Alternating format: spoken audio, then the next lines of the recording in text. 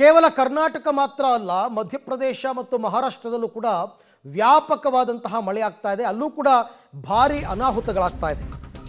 ಮುಂಬೈ ಪುಣೆ ಹೆದ್ದಾರಿ ಕಂಪ್ಲೀಟ್ ಮುಳುಗಿದೆ.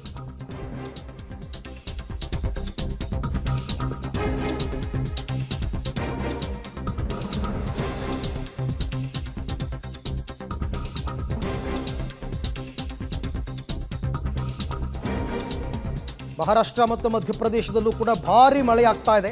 ಹೀಗಾಗಿ ಮುಂಬೈ ಪುಣೆ ಹೆದ್ದಾರಿ ಕಂಪ್ಲೀಟ್ ಮುಳುಗಡೆಯಾಗಿದೆ. ಪ್ರಯಾಣಿಕರು ಪರದಾಡ್ತಾ ಇದ್ದಾರೆ ಆ ರೋಡಲ್ಲಿ ಓಡಾಡೋದಕ್ಕೆ. ಇನ್ನು ಮಹಾರಾಷ್ಟ್ರದ ಅಂಜನೇರಿ ಫಾಲ್ಸ್ನಲ್ಲಿ ಪ್ರವಾಸಿಗರು ಸಿಕ್ಕಾಕೊಂಡ್ಬಿಟ್ಟಿದ್ರು. ಅವ್ರು ಅಲ್ಲಿ ಹೋಗಿದ್ದಾರೆ, ಏಕಾಏಕಿ ನೀರಿನ ಮಟ್ಟ ಏರಿಕೆ ಆಗಿಬಿಟ್ಟಿದೆ. ಅಲ್ಲಿಂದ ಈಚೆಗೆ ಬರೋಕ್ಕಾಗದೆ ಒದ್ದಾಡ್ತಾ ಇದ್ರು. ಸುಮಾರು 6 ಗಂಟೆಗಳ ಕಾರ್ಯಾಚರಣೆಯ ಬಳಿಕ ಎಲ್ಲ ಪ್ರವಾಸಿಗರನ್ನ ಕೂಡ ರಕ್ಷಣೆ ಮಾಡಲಾಗಿದೆ.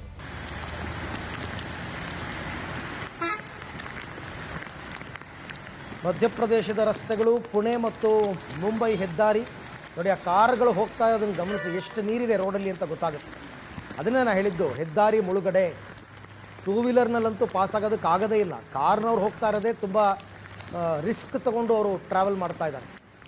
ಈ ಪ್ರಮಾಣದ ಮಳೆ ನೀರು ನೋಡ್ತಾ ಇದ್ದೀರಾ ದೃಶ್ಯದಲ್ಲಿ. ಮುಂಬೈ ಪುಣೆ ಹೆದ್ದಾರಿ ನೀರಿನಿಂದ ಕಂಪ್ಲೀಟ್ ಆವೃತವಾಗಿಬಿಟ್ಟಿದೆ. ಬಟ್ ಈ ಥರ ಹೋಗಬೇಕಾದ್ರೆ ರೋಡ್ ಚೆನ್ನಾಗಿದ್ದರೆ ಓಕೆ.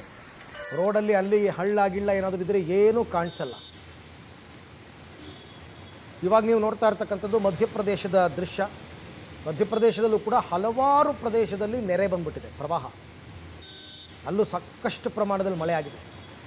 ಉತ್ತರ ಭಾರತದಲ್ಲೆಲ್ಲ ಒಳ್ಳೆ ಮಳೆ ಆಗಿದೆ. ಹಾಗೆ ನೋಡೋಕ್ಕೆ ಹೋದರೆ ನಿಮಗೆ ಹಿಮಾಚಲ್ ಪ್ರದೇಶದಲ್ಲಿ ಉತ್ತಮ ಮಳೆ ಆಗಿದೆ. ಕೇದಾರನಾಥ, ಬದ್ರಿನಾಥ, ಚಾರ್ಧಾಮ್, ಈವನ್ ಡೆಲ್ಲಿ ಒಳ್ಳೆ ಭಾರಿ ಮಳೆ. ಅಲ್ಲೆಲ್ಲ ಅತಿವೃಷ್ಟಿ ಅನಾವೃಷ್ಟಿ. ಓಕೆ, ಇಲ್ಲಿ ನೋಡ್ತಾ ಇದ್ದೀರಲ್ಲ, ಒಂದು ಬಸ್ ಸ್ಟ್ರಕ್ ಆಗಿ ನಿಂತಿರೋದು. ಈ ಬಸ್ಸಲ್ಲಿ ಜನ ಇದ್ದಾರೆ, ಪ್ರಯಾಣಿಕರು ನೋಡ್ತಾ ಇದ್ದಾರೆ, ಕಿಟಕಿನಲ್ಲಿ ಕಾಣ್ತಾ ಇದೆ. ಪ್ರಯಾಣಿಕರಿದ್ದರೂ ಕೂಡ ಅವರೇನೋ ಮುಂದಕ್ಕೆ ಹೋಗೋಕ್ಕೆ ಟ್ರೈ ಮಾಡಿದ್ದಾರೆ, ಬಟ್ ಆಗಿಲ್ಲ. ಸ್ವಲ್ಪ ಇಳಿಜಾರು ಬೇರೆ, ತುಂಬ ಡೇಂಜರ್. ಇಲ್ಲಿ ಟ್ರಾಫಿಕ್ ಜಾಮ್ ಆಗಿರೋದು ನೋಡ್ತಾ ಇದ್ದೀರಾ. Bumper to bumper traffic jam ಇದು. ಇದೆಲ್ಲ ಕ್ಲಿಯರ್ ಆಗೋದು ಯಾವಾಗ?